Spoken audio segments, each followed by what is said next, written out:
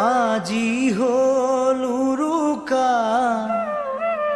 নমস্কাৰ, সকলোকে স্বাগতম জনাইছোঁ মোৰ অন্য এটি ভিডিঅ'লৈ। আশা কৰোঁ সকলোৱে ভালে আছে।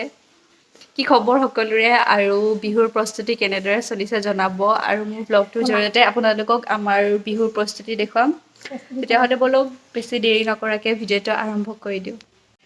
প্ৰথমতে যাম বজাৰ কৰিবলৈ। অলপ বিহুৰ বজাৰ আছে, কাপোৰ কানি অলপ কিনিব আছে, সেইখিনি কৰিবলৈ যাম।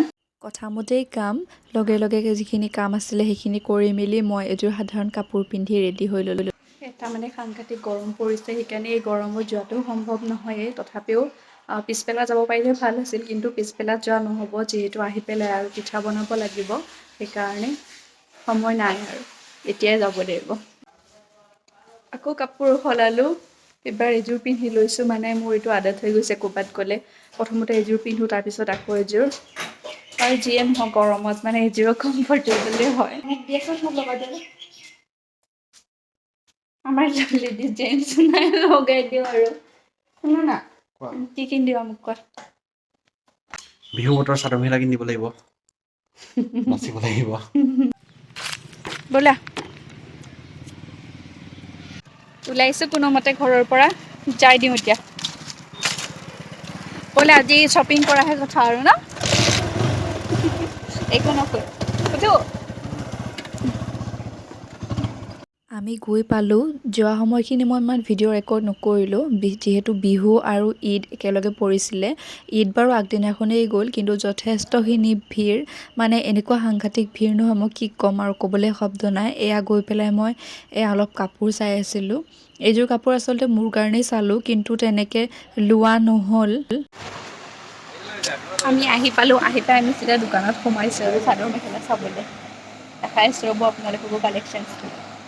তাৰপিছত ইফালে আকৌ মই শাৰী চোৱাত লাগিলোঁ। একেখন কটনৰ শাৰী আছিলে, গৰমত পিন্ধিবৰ কাৰণে বহুত বেছি কমফৰ্টেবল। কাপোৰ চাই আছোঁ, কিন্তু এতিয়ালৈকে পচন্দ হোৱা নাই। অলপমান ল'লোঁ, কিন্তু এতিয়াও বাকী আছে ল'বৰ কাৰণে। চাওঁ ৰখক, আপোনালোকক দেখুৱাই থাকিম। বজাৰ কৰিলোঁ, বজাৰ কৰি আহি ভাগৰি গৈছোঁ, সেইকাৰণে কিবা এটা খাই লওঁ। ঘৰৰ পৰা ভাত খাই আহিছিলোঁ বাৰু, তথাপিও কেতিয়াবাতে খালোঁ, সেয়া ঘূৰি হজম হৈ গ'ল। এতিয়া ৰেষ্টুৰেণ্ট এখনত আহিছোঁ, ইয়াতে টিভি চলি আছে, কপিৰাইট আহিব চাগে। ইমূৰৰ পৰা সিমূৰে গোটেই ঢেকীয়াজুলি টাউনখন ঘূৰিলোঁ, কিন্তু মোৰ কাৰণে কাপোৰ নাপালোঁ। নাজানো কিহৰ ইমান ভিৰ, ক'ৰ মানুহ ক'লৈ গৈছে, কাৰ ইমান কাম নাজানো। প্ৰায় মানুহে বাৰু শ্বপিঙো কৰি আছিলে, বিহুৰ বজাৰ, আৰু কিছুমানে হয়তো ঈদৰো বজাৰ কৰিব পাৰে। তেখেতক ক'লোঁ কিবা এটা খাওঁ, তেখেতে ক'লে যে বিৰিয়ানী খাই দিয়া। কথামতে কাম। কেনেকুৱা লাগিছে খাই? লগতে মই আৰু কিবা এটা খাম বুলি ভাবিছিলোঁ, কিন্তু বিৰিয়ানীটো খাই পেলাই মনটো ভৰি গ'ল, আৰু খাবলৈ যে ইমান এটা বেছি ভাল নাছিলে। আজি হৈছে নেক্সট ডে', কালি আৰু ভিডিঅ' কৰা নহ'ল টাউনৰ পৰা আহি। আৰু আজি হৈছে গৰু বিহু, আমাৰ গৰু গা ধুৱাব ওলাইছোঁ, মই আপোনালোকক দেখুৱাই আছোঁ ৰখক। হাই। আৰু আপোনালোক সকলোকে মোৰ চেনেলৰ জৰিয়তে ৰঙালী বিহুৰ শুভেচ্ছা জ্ঞাপন কৰিলোঁ। সকলোৰে জীৱনবোৰ ৰঙেৰে উপচি পৰক। এইফালে আইতাই লাগি আছে, মই দেখুৱাই আছোঁ ৰ'ব আপোনালোকক।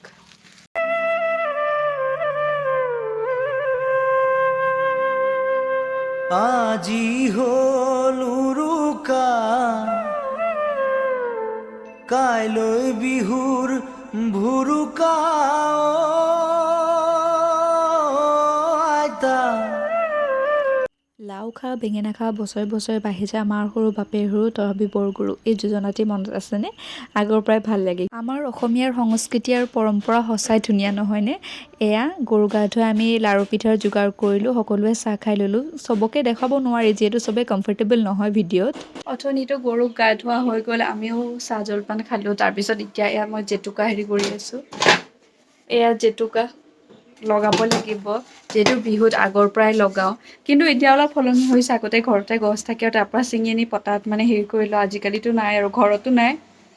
ইয়াত আনি লগাব লাগিব কৰি, তাৰ পৰা বেলেগৰ ঘৰৰ পৰা আনি এতিয়া আৰু মিক্সিতে কৰা হয়। আজিকালিতো জানেই আৰু চব খেলি মেলি হ'ল, বিহুৰ পিঠাগুড়িও মিক্সিতে খুন্দা হ'ল। সেইবিলাকেই হৈ থাকে আৰু আজিকালি। চাগে আৰু কেইবছৰমান পিছত সেইটোও নাথাকিব নেকি, ঠিক নাই।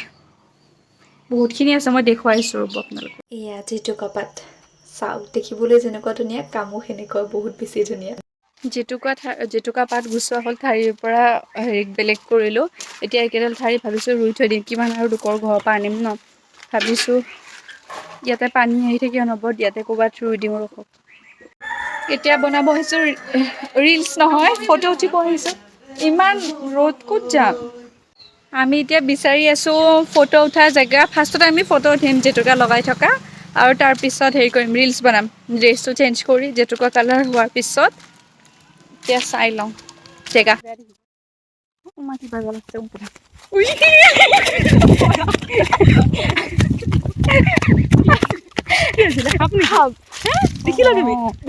সৰু দেখিছেনে আমাৰ লগত কি হ'ল সেইকাৰণে আপোনালোকে অলপ চাই চিতি চলিব গৰমত অকল আমাৰে গৰম নালাগে গোটেই জীৱ জন্তুবিলাকৰে গৰম লাগে সেইকাৰণে সিহঁতেও অলপ ওলাই আহিব বিচাৰে আমি সাৱধান হৈ চলাটো উচিত আৰু অলপমান পিছোতেই ৰং হৈয়ে গ'ল এখন হাতত কিন্তু কালাৰটো বহুত ধুনীয়া হৈছে বেছি সময় ৰাখিব নালাগে এনেই ধুনীয়া হ'ব কালাৰটো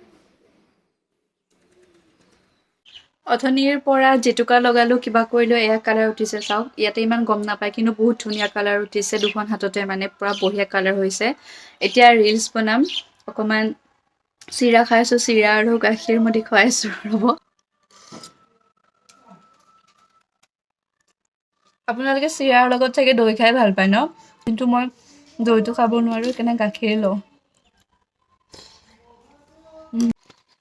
এতিয়া যাওঁ ৰিলছ বনাবলৈ অলপ লোকেশ্যনটো মই দেখুৱাই আছোঁ ৰ'ব আপোনালোকক ভিডিঅ'টো চাগে দীঘলে হ'বগৈ নহয় কালিৰ পৰা মানে ভালকৈ কণ্টিনিউ কৰিব পৰা নাই কিন্তু মেমৰিজ হিচাপে থাকি যাবলৈ মই ভিডিঅ'টো কৰিছোঁ আৰু আপোনালোকৰ কেনেকুৱা লাগে চাই জনাব দেই আৰু আজি ভিডিঅ'টো ইয়াতে শেষ কৰিম আশা কৰিলোঁ আপোনালোকৰ চাই ভাল লাগিল যদি ভাল লাগিল লাইক কমেণ্ট শ্বেয়াৰ আৰু চেনেলটো ছাবস্ক্ৰাইব কৰি দিব আৰু আপোনালোকে মোৰ ইনষ্টাগ্ৰামত গৈ চাব তাত মই ৰিলছ আৰু ফটোজবোৰ আপলোড কৰোঁ ইনষ্টাগ্ৰামত কাজলপ্ৰিয়া 09 বুলি আছে আৰু ফেচবুকত কাজল পি বৰুৱা বুলি আছে তাত গৈ আপোনালোকে চাব আৰু গোটেইখিনি ভিডিঅ' তাত পাব মানে ৰিলছবিলাক পাব আৰু বাকী এতিয়া বাই বাই বাই বহুত ধুনীয়াকৈ যোৱাকালিৰ আৰু আজিৰ দিনটো পাৰ কৰিলোঁ আৰু বহুত ব্যস্ততাপূৰ্ণ আছিল বাৰু যিমান ধুনীয়া সিমান ব্যস্ততাও কিন্তু তথাপিও তাৰ মাজতে অলপ ৰেকৰ্ড কৰি ৰাখিলোঁ তাকে আপোনালোকক দেখুৱাই দিলোঁ